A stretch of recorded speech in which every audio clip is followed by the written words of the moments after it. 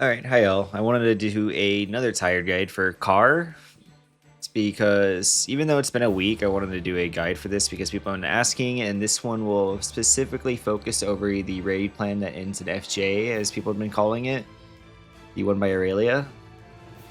So for this, I just wanted to do a guide on it because, yeah, it's been like the difference between this guide or COD Car, and so far I like this one a lot more than COD Car.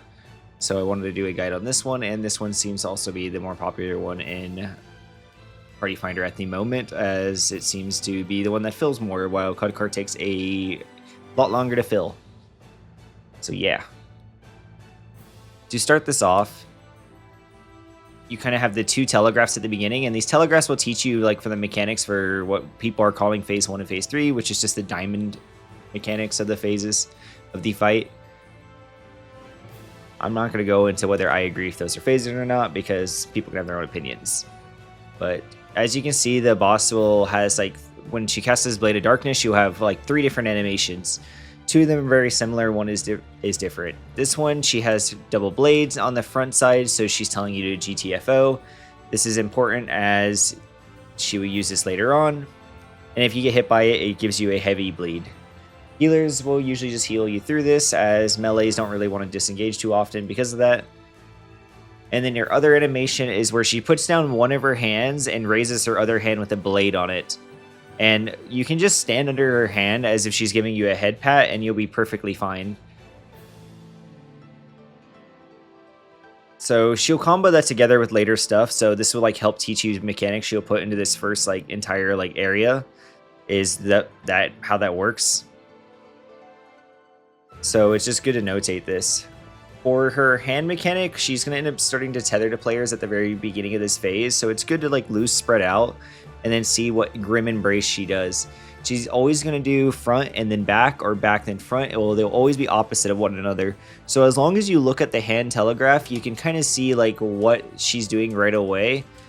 And on here, you can see she's putting her hand underneath the crystal, which means this is going to be for the back. So everyone that's tethered to this is going to be resolving their hand mechanic with the rear, and for the next one she'll tether will be the front. And this is now going to be the next set of players. You'll see people are tethered to the front, so because her hand is in front of the crystal. And with this, will place the hand on the front side of you when you have to resolve your hand mechanic when these debuffs expire. So mine's not for over a minute, so I know mine will not be for a long while. So I just have to remember to tell myself that it will be for the front for me later. So I'll say like front in my head a few times just to make sure I remember. And I don't really like remember the other like memory mechanic on purpose so that I don't accidentally forget. For this mechanic's self-explanatory. You kind of just find the gap that like intersects the two lines. So you find where the first set happens on the rear. So you can see that the first set happens right here, which means I'm going to line myself up with this like row right here on the right side so that I can dodge into these as soon as they go off. Then I find the second set, and the second set's over here. So now I'm in the tile that's not being touched by the first set or second set. This is where I see a lot of people mess up, is they end up walking into the second set, and because they forget which one was first. Just legitimately, once you get to the safe square, you honestly don't have to remember what goes off first. Just look at the orange AoE and walk into the orange AoE. Like, I know this square goes off first now because of the orange AoE, so I can step into this orange AoE, and now I know I go into the second orange AoE, and you kind of like do this diagonal pattern movement, like where you start in one tile and you end diagonally from the first tile.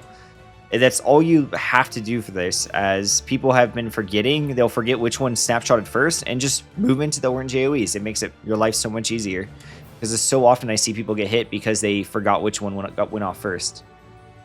One big thing to notate with this, though, always, is to basically, once you get to your safe square, like right here, I'm in the safe square, is to AFK in this safe square for 2 more times and get ready for whatever mechanic's going to happen next.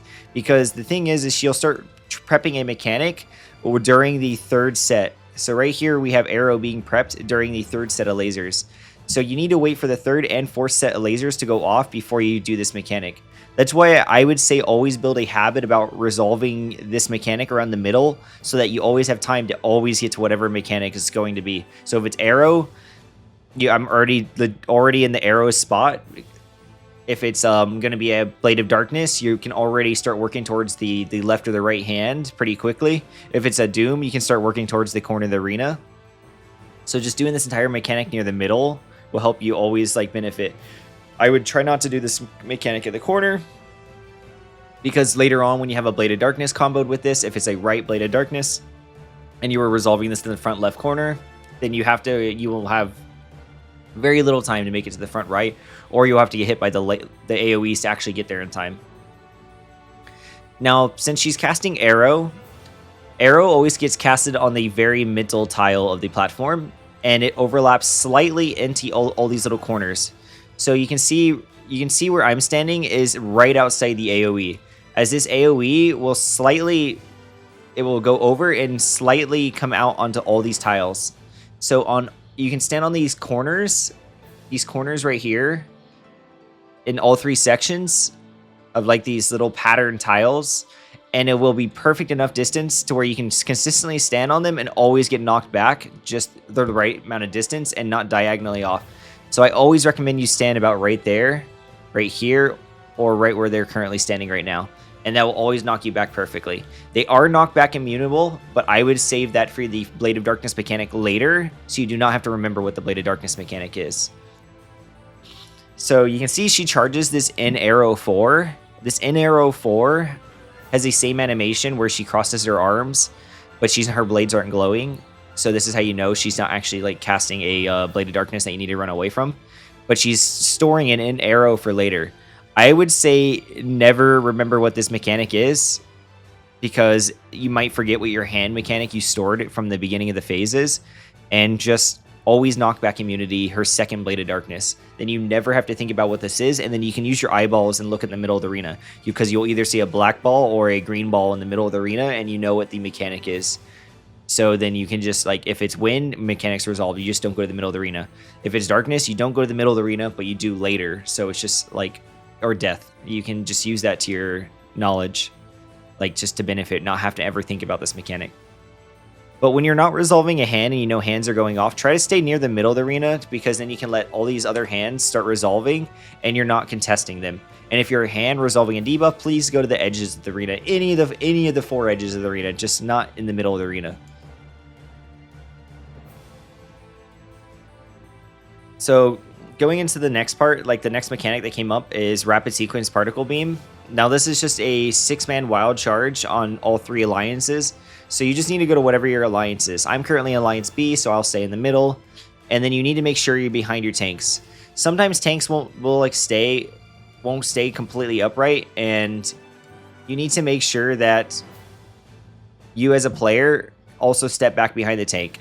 Because there has been times where the tank's in the party or the tank's in the party, or they're just slightly not way up, and one DPS is just chilling with the tanks. So this is a 6-man wild charge. It will almost one-shot and not tank. It can barely survive if mitigations are used properly. So just make sure you're standing slightly behind. And this goes off, and it'll be followed straight into more hand mechanics. So as soon as this resolves, you're going to have hand mechanics, and please, if you're not a hand player, you stand in the middle. This phase is pretty much just always mechanic, then hands, mechanic, then hands, mechanic, then hands. Then you have the lasers again. Once again, after this laser is going to be that hand of darkness that she pocketed, so the in arrow that she pocketed. So this is why you want to practice resolving this around that middle, so that as soon as you do this, you have the first laser, you step into it, second laser, step into it. Now you can start reading her Blade of Darkness. I see they have to go to the right, but you need to wait for all the lasers to go off. Once all the lasers go off, you can go into the hand that she has down, and I would pop knockback immunity. The earliest you can pop it is about 75% of this cast bar, and then you pop knockback immunity, and you can read whatever happens in the middle. On this one, I actually ride the mechanic, but you can pop knockback immunity about 75% and just ignore the mechanic altogether. And it's something I start using a lot, because it just becomes like beneficial not to actually forget what your mechanic is. For these flares that she ends up casting here, these flares need to go in the corner. They are not stackable like all this recent content we've gotten where everyone's stacking flares in the party. If you stack a flare in the party, you will murder the absolute hell out of the party. So you need to put these into the corner. These are very easily solved. If you're Alliance A, you go to the left side. If you're Alliance C, you go to the right side. If you're Alliance B, you go to the back middle. I don't know why sometimes people like try to put their flares in the wrong spot. They probably just have like a different Alliance brain because they're playing Alliance A all day and now they're selling C. But that's just how it's supposed to be. A left, C right, C back. Or A left, C right, B back. And then for this flare, please put mitigation and shields on this. I don't know why people are not putting mitigations and shields on this. I have been watching like alliances get absolutely erased here because they put no mitigation on this. Like every alliance survives with about half HP, and then Alliance B will just be sitting there dead because they put no mitigations, no shields on this. They just all died. And this has happened so many times. It's not going to happen in this clip, I don't think, but it just needs to happen. The other thing to notate about the flare is that you wait for the flare to resolve. Please wait for the flare to resolve. Mechanics will start to be ready to go off, and you need to wait for the flare to resolve, or you're going to increase the amount of damage you take. And then you can also see here how much like survivability just like each alliance has versus one another. Like every alliance survives with half HP, and then you can see Alliance C survives with barely any HP. Just barely any HP. And this is why you need mitigations and shields on this, because this cannot be survived just raw. So here I got stored with my hand from the front earlier. And with the hand from the front earlier, you just walk into the AoE. If the hand's in the front, it's the easiest thing in the world. You literally just hold W. You don't even have to think about like the timing of the hand or anything, but you can just walk and hold W. It's the easiest hand in the world. So that's why like front hand is very easy. There's also another tech where as soon as you see your debuff expire, like right here, as soon as you hear this a sound effect and the debuff expire, you can step forward.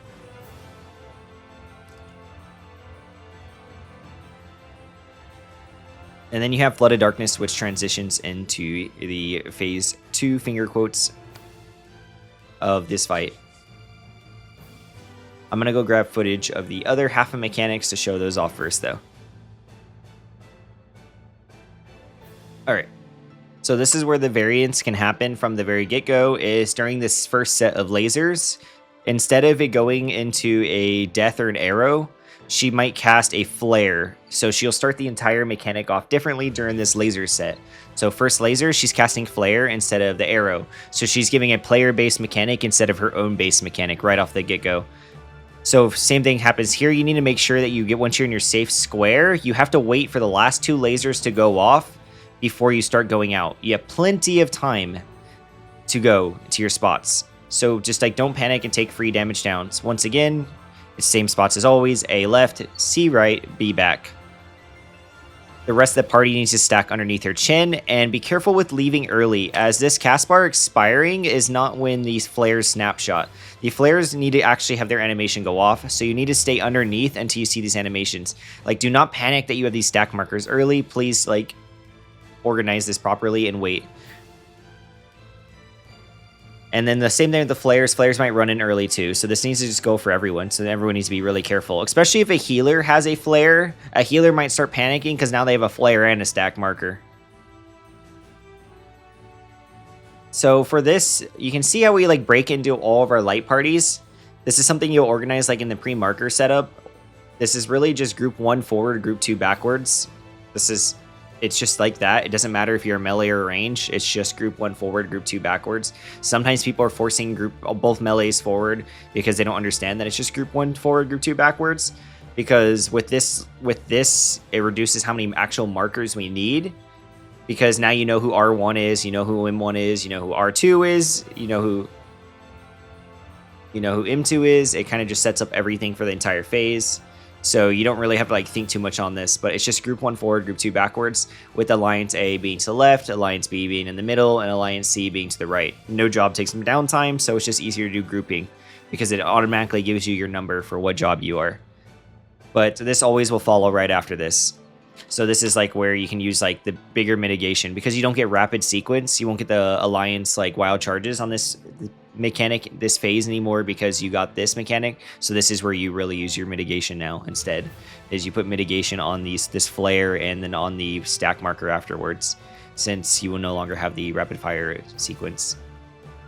But then you can see we go into that Blade of Darkness right now. And this Blade of Darkness, she has not stored a mechanic. Her first Blade of Darkness will never have a mechanic. This Blade of Darkness right here, her first Blade of Darkness, can also be a out Blade of Darkness. And if it is an out Blade of Darkness, you can actually go to any of the 4 corners or 3 corners. You don't have to be just the back middle. You can actually tuck yourself in the very far left or the very far right if it ever happens to be a out Blade of Darkness on this first one. Because now she stores the in arrow right after that one during the hands. So now you can see I get a final set of a hand.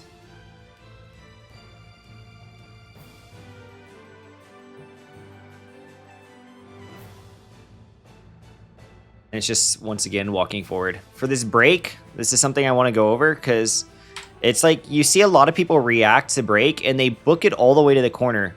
This mechanic does not require you to run towards a corner. You can stand in the middle of the arena, just look for the safe corner, and you just look at the safe corner.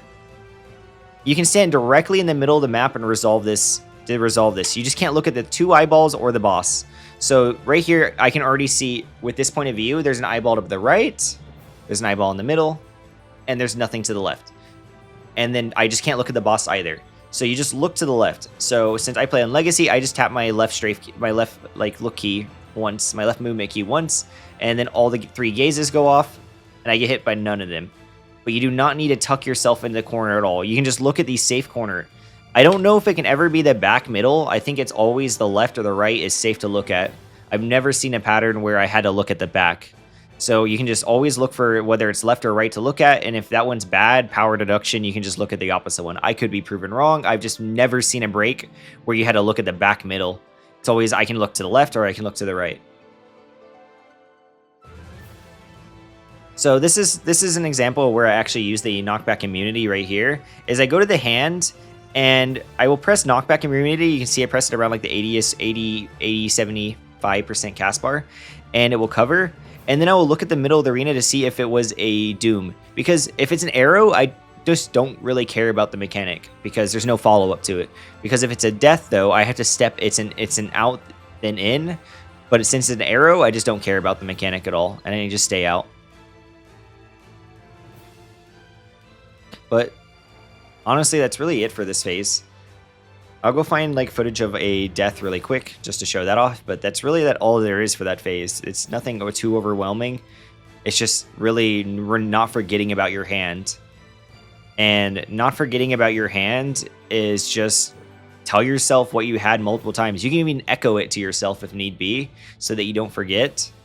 Whatever like will help you remember. You can have a notepad on your second monitor or anything that you can write down for what your hand was so you don't forget. That's honestly the hardest part of the mechanic. You can also use the app closers to cheat your hand. I don't have footage of cheating the hand because I never cheat the hand. I just always do the hand normally because once you get used to it, it's not that bad. The hardest part is literally forgetting. So that's why I say the easiest way not to forget is fucking ignore the in-death mechanic. The in-death mechanic, the in-death or in-arrow, this mechanic she's storing for later. Just completely forget about storing that mechanic in your brain by just always using knockback immunity on it. Then you can focus on not forgetting about your hand. All right, so this is going to be a pull that actually like clears the second phase. It's really hard to ever say like how this phase is supposed to be going cleanly or get footage of it being 100% clean because this is 24 people, 24 variables. So this phase is honestly a lot of mess, but this is me being Alliance B. And on the Raidplan strat, Alliance B, you're going to be by yourself as a range DPS. So something to like notate if you're an Alliance C healer or an Alliance A healer and you're part of the B Alliance is that you now have your own adopted DPS. So for me over here, my new healer is really Riri. Is the Riri the Sage over here. And this healer is really in charge of like keeping me alive because while they could just not heal me and make the Alliance B have to run down and come down here to heal me from up here, like have or Y'shtola up there come down and heal me, they shouldn't really put that pressure on there, and they should just spot check me every so often. Because the Alliance B team does not take tons of damage, so just giving a GCD heal here and there to the healers down here, the DPS that are down here, can help benefit the DPS a lot. It just makes it a lot easier. I have healed as Alliance C before, so I do know like how it works down here. But it's just give a little spot heal every here and there, and it's not too bad of a mechanic like for this DPS that's down here. It's also nice to play a DPS that has self-mitigation, self-healing. Like if I'm playing, I can Verkeer myself. So if I do like fall behind in healing, I can get some healing done on myself and recover the mechanic pretty easily. I also now turn Magic Barrier into a self-mitigation tool, as there's pretty much no way in hell I'm gonna hit like all my party members with Magic Barrier. And then use Addle on like the wild charges and the spread mechanic, because that mechanic actually can one-shot you with no shields and no mitigations. I have died to just being one-shot. So do use your mitigations there. But so for the gist of this mechanic is really comes down to you two sharing this tile right here. The healer and the DPS sharing this one tile. The tanks are going to be north and south. They have 4 tiles to work on. So the tanks will have their own tile. They will work on these two tiles, and then the other tank will work on these 2 tiles. So they have their own tiles to work on. They should never interfere really with the healer and the ranged DPS down here. Same thing goes on the north side. Like you should never have your DPS and your tank and your healer all sharing one tile. It should only be 2 people per tile, and the tanks get their own tile. Tanks generally have this phase really easy. All they have to do is like use some mitigation for the wild charge tank buster and constant mitigation for the auto attacks to help like reduce the load of healing from the autos and not make the healer's life miserable. That's really it. And then just make sure they have top aggro, because she shoots 4 autos. She has 4 auto attacks on the top 4 highest aggroed players here. So you need to make sure that the tanks are always having the top 4 highest aggro on here. That's why we have 4 tanks middle. So the tanks need to make sure that they are keeping aggro.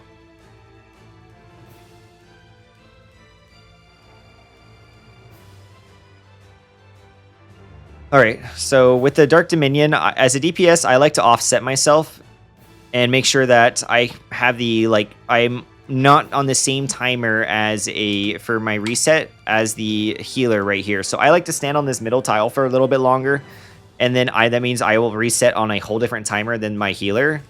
So I like to just like start this different offset. You really don't need to do this, but I'd like to. It's just something I put on a different timer. Because right here, this mechanic really forces you to have one player that's already offset.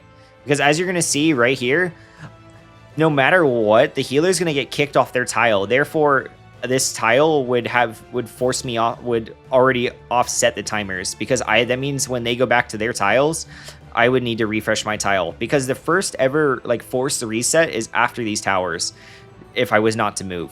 So I would be forced to reset after the towers. So this kind of like, you don't need to take that early reset in the long run, but you can. But looking at these 2 towers, you can see that I don't move since this tower spawned on me. This is going to look like this in every corner. One tower is going to, like, one player will just never move. The other player will, either the DPS or the healer will never move, because they will have like some kind of weird tower. Like you can see in the top left, you can see that the player in the top left is the DPS will not have to move because they have a half tower on their tile. So on my side, how this would resolve is the tank needs to take the outer position first, and then the healer or DPS will need to take the middle position. Here, the healer will take the middle position. So we'll let Violet resolve first. So Violet will run over, stand on the other side. So now they're standing on the tower on this side. This now leaves the middle tile safe for the healer to walk middle and stand in this tile. And that's how the prio always goes. It is always tank, then healer, then DPS for movement. DPS is always the last to move. Always, always, always. The only time that prio changes is for the Bramble mechanic. But for everything else, it is always tank, then healer, then DPS. DPS is always the last to move. So resolving these towers, you'll almost always get a 1 stack. like, I think here we actually got a 0. Yeah, we got a 0 stack here, but you're always going to pretty much get a 1 stack. That 1 stack is just the souvenir stack of the phase. You're always going to get a 1 stack. If you don't, holy crap, it's crazy. But now you just go back to your tiles, and you kind of just wait for the next mechanic. I reset myself because I was trapped on my tile. I do a little bit of rotation there, and then I go back. Now you can see the Ghastly Gloom, this Ghastly Gloom cast, and this is going to be an in mechanic, so you need to be on her inner hitbox. So the healer, once again, will leave first, and then I will leave. And then we stand on the inner hitbox, so that when this goes off, you can see that it hits the inner. For the other group, if you're Alliance C, they just need to be up against this wall. There's actually a wall right here that will prevent you from walking off. You just press yourself up against the wall as Alliance, like A and C, to get in. And you can see them doing that right there. So then for me leaving, I will leave first, and then the healer will leave to go back to their tile, and we resume it. The thing with Ghastly Gloom is you have a Ghastly Gloom, then you have Brambles, and then you have opposite Ghastly Gloom. So now with this knowledge, we actually know that the Ghastly Gloom next is going to be a plus sign as well. So you can kind of like mentally prepare for that as well too, especially when it comes to like tile refreshing. Because now we refreshed our tile pretty well since we had to do an in mechanic. While like if this was the plus first, our tiles would be maybe on a, let's say, worse timer because of such. But here, going into this, we get a Bramble above my head. You kind of want to look for who has the other Bramble on your half of the map, because they put 4 Brambles on each side of the map, on each half of the map. So your side, like your corner, might have 2 Brambles. The other corner might have 2 Brambles, and you kind of need to look at it and see who has the other Bramble. You follow the same prio, so if me and Violet were Brambled, Violet would go further. If me and the healer were Brambled, the healer would go further, because with the prio system, the tank always goes first, healer goes second, DPS goes third. So as a DPS, I know I'm never going to the North Bramble if I'm ever paired with this. But for this pattern exactly, you can see Nozomi on the opposite corner has the Bramble. So I will go to place my seed, and we place them on the 2 middle tiles, but you want to cheat towards your half. So for me, I stand like, if I was to divide this directly in half, like this tile directly in half, I would stand on the half of my half.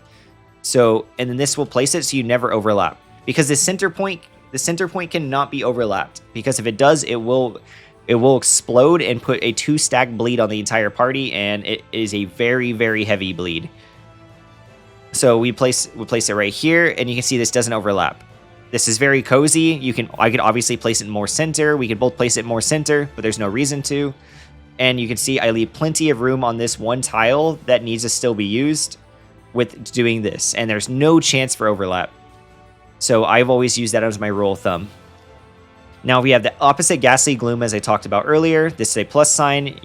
This will overlap directly half of the tile on both sides. So you can see when it snapshots here that it's overlapping directly half.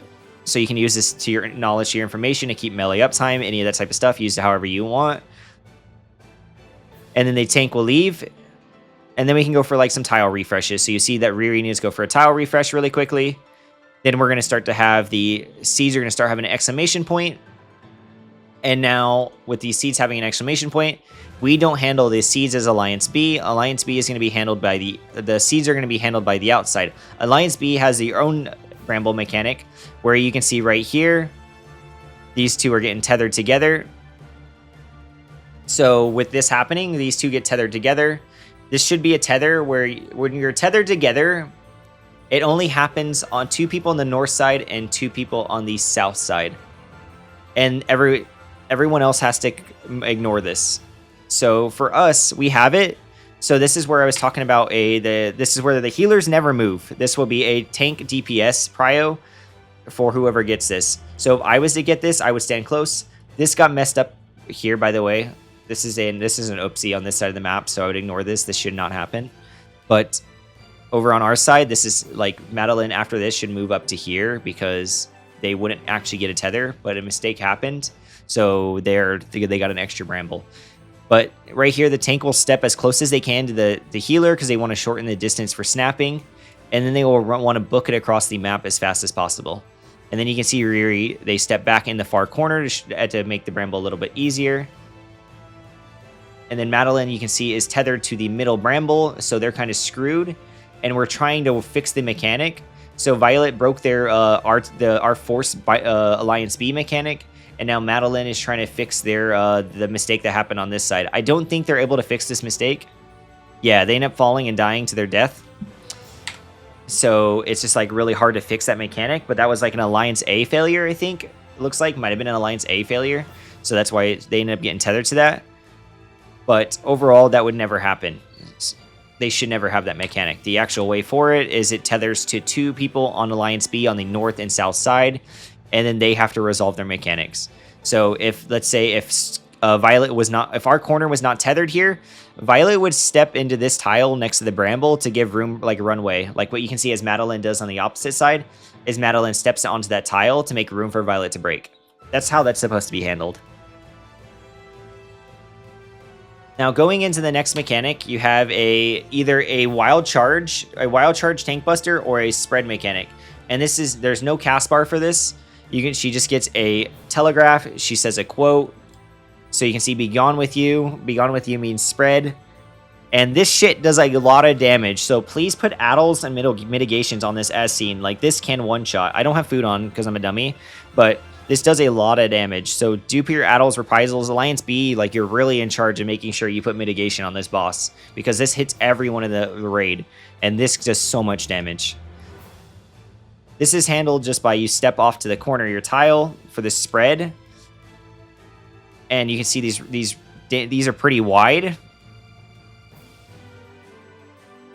And then afterwards, we have more refreshes, but that mechanic is just that simple. It's legitimately just spreading. You can see out in Alliance C, it is spreading loosely. They pretty much put 4 people on each corner of the tile, and then you'll have the range fan out along the wall. The other 2 range can fan out along the wall. And that's just pretty much how that resolves. This does double down, so since Madeline dying earlier, it will kill another player. You will see that the Picto was the unlucky player that got selected. So now the Picto will need to be resurrected. But if a player does die there, it does cause that to happen. Now for the Looming Chaos, which comes out after, or not Looming Chaos actually, it's going to be the spinning mechanic. This spinning mechanic has caused a lot of confusion, but this spinning mechanic, always, she is facing east-west, no matter what. She is always facing east-west, and then she is going to spin. She will never face north-south. People get confused and they think she's going to face north-south because they can't tell what direction she's facing. She always faces east-west. The easy way to go about this is on your south or north half, if your arrows, you go wherever the arrows are pointing. Arrows are pointing towards me, I don't fucking move because they're pointing towards me. I stay here. So this is my safe corner. The arrows are pointing towards my safe corner. On the opposite side, you'll see they have to leave because when they're looking at the boss from their north half, they're going to be looking at it and the arrows are pointing to the right. So they need to make sure they're on the northwest half, or the northwest corner, I should say. So here, I will refresh my tile really quick because we want to make sure we have refreshed tiles because we're going to be here for a while. And you can see the other corner is slowly moving over. Violet should start moving up. There's no reason Violet shouldn't move up because I'll snapshot like the laser. The laser only covers, the first laser only covers half this tile. So this tank right here should be up already in this tile so that there's less pressure over here. They're already down a player because of the accident that happened earlier. You can see they're missing a healer right now. So Violet should step up here, and then the DPS will follow, and then the tank will follow. Like, this is really a messed up order, like as we stated earlier, but you just keep rotating with the laser, and you need to make sure you're aggressively moving so that you can make sure that they don't fall behind, because they're actually missing a player. So there should be a player that's currently behind Madeline right now that is almost about ready to get burnt. So, but that mechanic is just that straightforward. You just keep moving endlessly.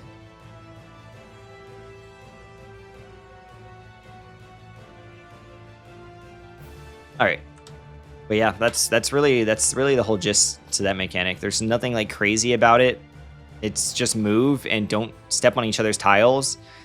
The only like really big recommendation I can give is to like keep an eye on the corner that you're in, because sometimes people forget to refresh, and if they forget to refresh, they might want to step out, or they're just going to let themselves die. So like pause and leave this tile open for a second to see if anybody's like double lined. If anyone's double lined, let them refresh. Here we're not double lined, but it will happen. It will, I promise you. People will forget to refresh, and as you're returning back, you'll be like, oh wait, this this healer needs to refresh quickly. You just pause, let them refresh, and then you continue going back to your original spot. Like, just give it opportunities for refresh. Now, Looming Chaos, the way Looming Chaos works is it's going to take 3 people, well, technically 6. 6 people from the middle are going to be kicked outside, and 6 people from the inside are just going to swap corners. That's really how it happens for the inside Alliance B. Alliance B will need to know how to play every single like spot on the map, because Alliance B, since they can get kicked out, they will have to know how to play inside and outside. While like Alliance A melees and Alliance C melees, they will only have to know like a lot less than that. So Looming Chaos, you can see, is going to grab us 3 players. So me, Violet, and Riri, if handled properly, should all get kicked to the same spot. So you can see all 3 of us have been kicked out of the arena. This is randomly chosen. There's ways to bait it, but the strat does not bait this properly, even though it shows in the toolbox. So all 3 of us are kicked outside. Now for this, we are now still keeping together our entire family. You have a tank, a healer, and a DPS. This is important because this is who baits the pairs. This trio is who baits the pairs mechanics from these now little baby clouds of darknesses, the Stygian shadows. So going out into this mechanic, this is like all of the Alliance A mechanics. This is all the Alliance A mechanics, which I will focus like on in the Alliance A and C part. What I really want to care more about is that you need to care about what happens here. The third art of darkness. This third art of darkness is going to be what really matters. So you have like a cleave, and then you're always going to have a pair or another cleave, and then you're going to have pairs. No matter what, this is always pairs. I have never seen this be spread. And if this is spread, I'm so sorry. I've never seen spread in my life though. But the way this works is now you have to have the 3 closest players. The 3 closest players, but people mess this up so often. It's supposed to be the 3, so the 3 closest players is who this baits to. I was just watching it because it's always, like this never gets handled right. This is one reason I'm making this guide. Is it's supposed to be the 3 closest players. Supposed to have the tank takes north, the healer takes south, and the range takes east/west. This boss is obviously facing the wrong direction. Boss should be face north, but it's not. So it's always causes confusion, but it should be tank north, healer south, and then the range DPS is east-west, or the DPS part of that trio. That trio of players is the one who baits who baits the pairs. So you can see the 3 other DPS are all currently standing out of the hitbox. The 2 melees in the range are currently standing out of the hitbox because they're not supposed to be the baiters. I'm technically supposed to bait with my healer, right, or not my healer, with the summoner that's right here. But since there was 2 people over here, I decided to stay north instead to give them time to rotate. But they already got snapshotted, and they ended up killing each other because they got snapshotted. But those 3 people are supposed to be the one who are supposed to bait. It's always the tank, the healer, and the DPS combo. Yeah, so that's why I step over. But this is like the last thing I really wanted to focus on as Alliance B, because this is something that's messed up on so much. The rest of like what happens in this part of the mechanics is just like repeats from the very beginning, and I will really show that like instead, because that matters more like as an actual Alliance member.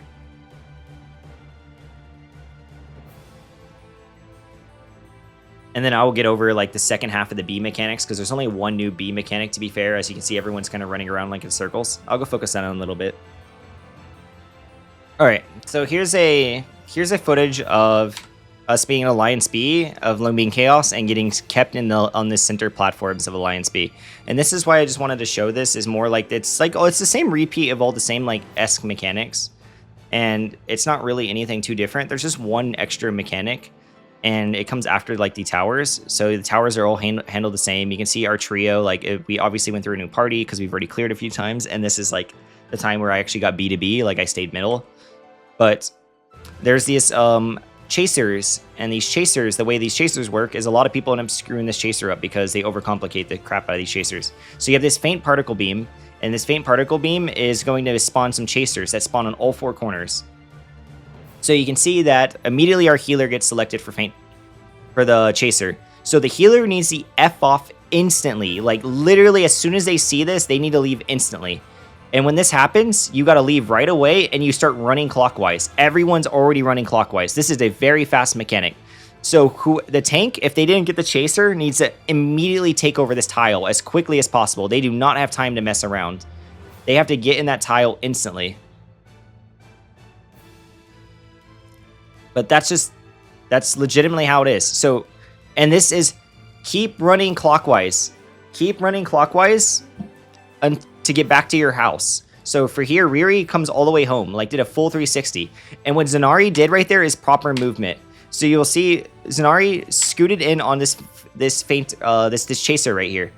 So you can see the chaser goes off. They step into the tile. They get out of the way of the chaser. Chaser passes. They hop on the tile. Then they wait on the healer tile until they see Riri coming home. So you can see that Riri is about ready to come home. They're the next person that's coming down the street towards our corner. So Zanari gets out of their way by going clockwise one tile so that Riri can have a free way home back into their little house. So now they can walk into their house and everything's resumed back to the way it used to be. Now I can step forward, get my refresh, and we can resume the mechanic as normal. But the chaser is you keep running in a circle until you do the entire mechanic.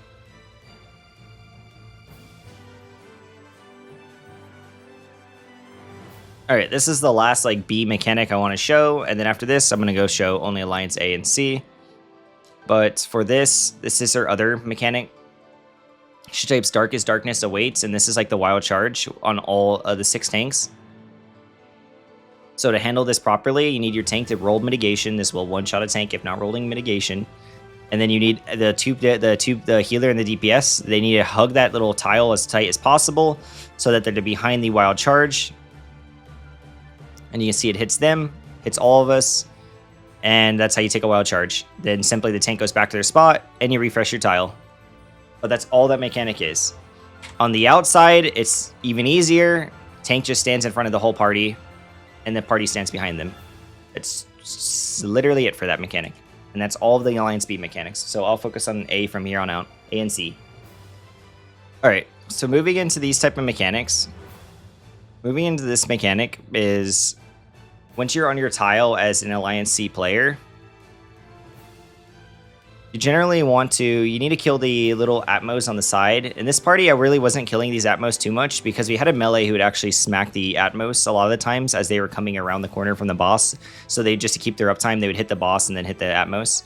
But you want to make sure you take out the Atmos. I don't hit the Atmos too often because, like I said, there's rarely an opportunity actually you do get to hit them. Ugh. But yeah. So going into this, you can see she casts the third Art of Darkness. It's the first mechanic she does. So with this mechanic, you want to read what she's telegraphing. So you can see that she casts this side. The boss is also facing north. This is how it's supposed to be. People have been confusing and facing it east-west. This is not how you handle it. It's always north. Face the boss north. So she's charging that cleave, so we know we're on this side. The way I think of this is I always start on the safe side, and then I will say buddies and swap, buddies and stay, spread and stay, spread and swap, or whatever works out, because it will like help me like remember. So I'm on the safe side already. Then I see that the second thing she charges is Proteans, and then she charges a swap. So what I'm going to do is I'm going to step back into my Protean. I'm a little slow here. But I step back into my Protean spot, and then I swap. So in my brain, I tell myself on this pattern is Proteans, then swap. I'm just really slow on this pattern. I was actually griefing. So spread, then swap. And then the way for this, how this is handled is all of the group 1. All of group 1 is supposed to be on one side, and all of group 2 is supposed to be on the other side of the towers. This is kind of like a weird 50-50. People kind of just use eyeballs really often.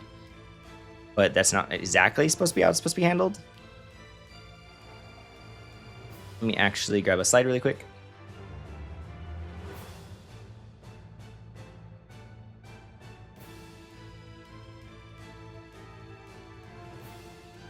So for here, like you can see the towers. You can see group 1, like a way to go for it is like MT, M1, R1. So you have all the ones. The only one that stays out is like H, obviously.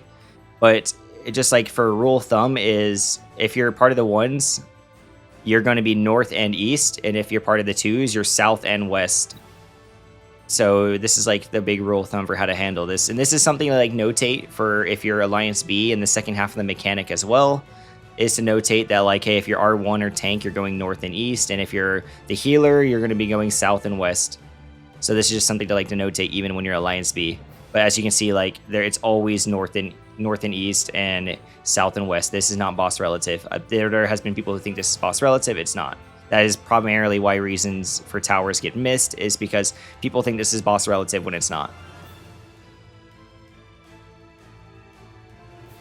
All right, so moving back to the towers. The towers were resolved. We'll probably have one pop. We actually had no pops once again. It's kind of crazy.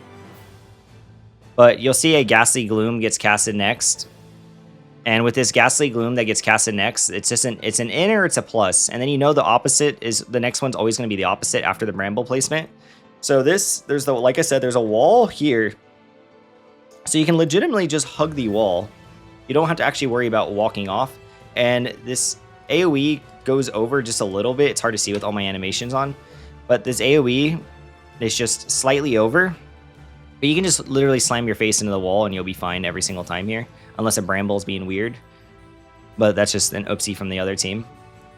So then now you're going to go into like getting Curse of Darkness, which puts a debuff on all the players on the outside.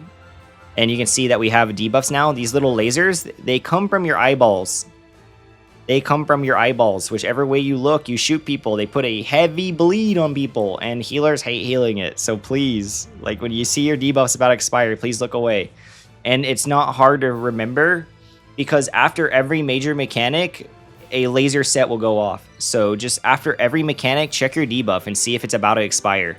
It's like here instantly 3 people on our team are about to go off, so they all want to immediately start looking out. So you can see them all, they all looked out. No one got hit, which is nice. So you can see like the next one is in 22 seconds, so they're going to be after the Brambles. So, or after the Brambles and the plus sign. So they're going to place theirs right here. So for our Brambles, you kind of just use eyeballs. There's not really too much of a prio here. You kind of just use eyeballs. There probably is a prio, but I'm legitimately, I've ran more into eyeballs than any kind of prio that's ever existed. So for this, you just place these like near the corner, but not too close to the corner, because you still want to like leave walkway. So I like to generally like line myself up with like this tile is what I've kind of gone with better in the future. Is like this little box shape that's going on right here. I like to line myself up across from that. And then you have a like more natural placement, and you get plenty of room on the outside for players. Now we know the plus sign is next, so you can like start working for the plus sign. And then once again, we know it covers half these tiles on the inside. So you just need to get past the halfway point of those tiles. And then right after, you're going to be going straight into baiting the Brambles. So the melees will want to be, once again, it wants to be melee, like you want R1 north, or the 1's north and 2 south. So I'm getting ready for my Bramble. So this is going to be handled by all the DPS players. So the range will get the outside ones, and then the melee players, as you can see on the corner, are hugging the wall next to the 2 Brambles. And they will then go to break. And you go the opposite of whatever way your Bramble spawned. So north Brambles will go south, south Brambles will go north. And then once you break, you just return slowly. Be careful that puddle. If you do hit this puddle, it's not the end of the world. You just teleport to your platform over here. That's just it. Just make sure you teleport back to your platform. Just don't go to the middle. If you accidentally pick up this candy, that's it. There have been players who step on the candy and they teleport to the middle because they don't know what to do. Just your goal is to stay with your family. And then once again, like a mechanics happen, so please check your debuff again and see if you have a laser going off. I see my debuff's at 32 seconds, so I know it's not till later. Now this is what the spread / wild charge mechanic looks like on the outside. You'll get a little dialogue quote in the middle and a flash of a quote. And this is like spread, so I look up to see spread. And we really just use our eyeballs pretty heavily here. So this kind of just works like that. I could have gone way out to the side, but I don't, because I didn't want a chance hitting Ritsu there. But you can see like the 4 melees. You have the 2 melees, the tank and the healer. They take the 4 corners of these tiles. The ranges are supposed to like F off into the corners. I didn't want to risk that because I saw Ritsu was there, and I'm not super well in the timing here. So I just took a safe spot right here, right in the middle, because these AoEs are large, but they're not like absurdly large. where like if Ritsu was still standing right there, I wouldn't have hit them. So I just chose to stand right there, just using eyeballs. But that's just pretty much that. Then you have for this other mechanic, you can see that she's doing her spinning mechanic. So this is something you want to notate later because you want to go the opposite of whichever way she's spinning. So I know that when she's done spinning, looking at the wall, I will want to go right because we're going to be resolving our mechanic looking at the wall. So now that I know I need to go over to here, this like left half, it can be right in a second. I then need to look at what my boss is casting, and my boss is casting core lateral. She'll either cast lateral core or core lateral. And this just tells you whether she's cleaving front or sides first. So core lateral means she's cleaving from her core and then her sides.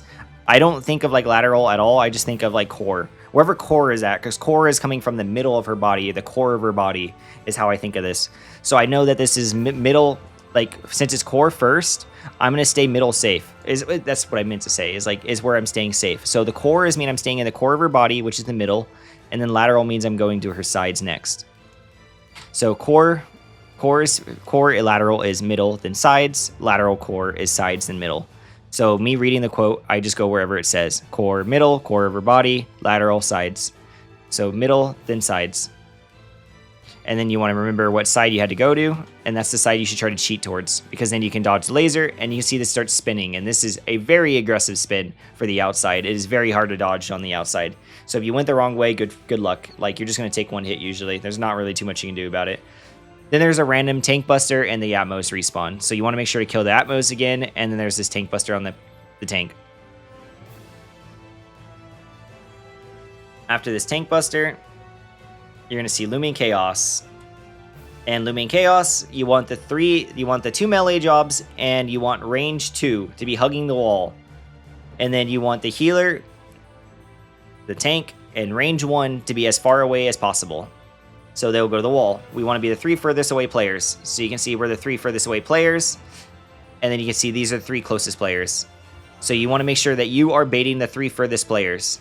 Like you can see our melee is obviously not hugging the wall. That is bad on them. But as long as we can maintain the 3 furthest players, we can resolve the mechanic properly. So we make sure we're the 3 furthest players. Ignore what your melees are doing if they're trying to go for positionals and do stuff. Just try to be the 3 furthest players. And then as a melee, you'll swap sides and the mechanic will like bait properly. The way this works is on the outside is the tank, healer, and DPS are going to swap to the inside no matter what. The 2 melees and the range are going to swap to the other alliance half.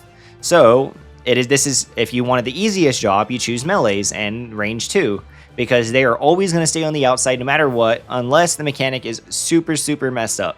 Then I hope you learn the inside. So then you're going to be just swapped into the Alliance B. So here you'll see we bait this. We're going to, no matter what, get swapped inside. All 3 of us together are swapped inside. And now we do all the inside mechanics. So now you have to know how to do Alliance B mechanics. You can see up in the top of our screen, you can see Diva and Q up in the top right corner. That was our melees. That was our range and our melee, and they stayed outside the map. And that means they got the easy job. They just do everything they just did again. So it's nothing like super hard on them. One thing do notate, like when you swap sides, is people don't realize the Atmos spawn during the tank buster. So sometimes you'll see like Luna here is getting tethered by the Atmos, and then it swaps to me. And so I go to check back here because I need to kill this Atmos because they forgot to kill it.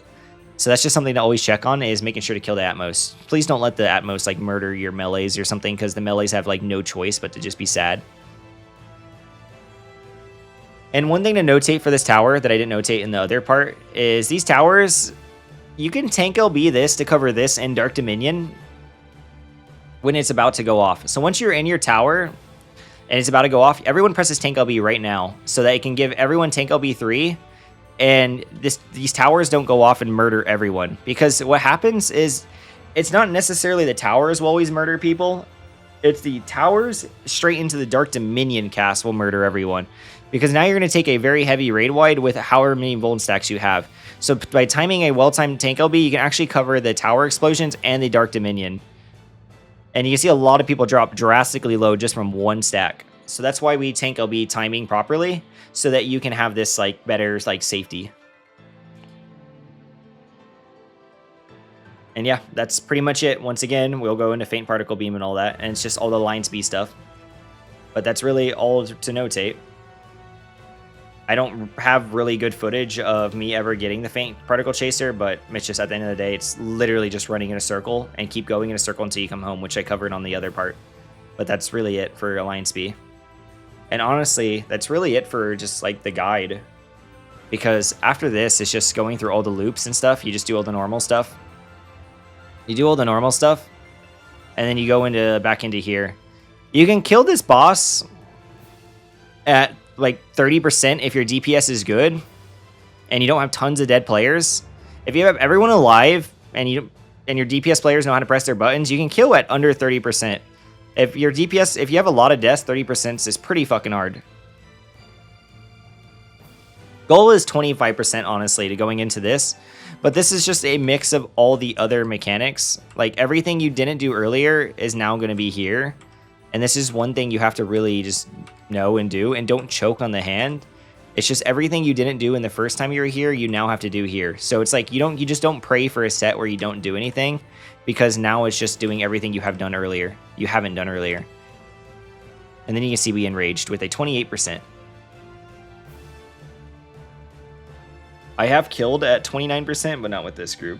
It just kind of like matters. It like kind of just depends on your grouping and all that. But yeah, that's really it. This group was having a lot of DPS issues to begin with anyways. But yeah, that's really it. So thank you for watching the guide and everything. I know it's a lot. It's probably be a very long guide. But it's just me yapping about mechanics because everyone says they love hearing me yap about mechanics. So yeah. So thanks for watching. I hope this helps out some people. I hope people take this and can learn something new. I hope it maybe simplifies some stuff. Stuff like that. But thank you all, and until next time.